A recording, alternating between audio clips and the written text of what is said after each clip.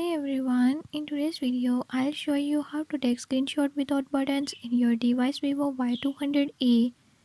In this video, I'm gonna share few ways how to take screenshot. Before move to the video, if you are new to my channel, don't forget to subscribe and hit the bell icon.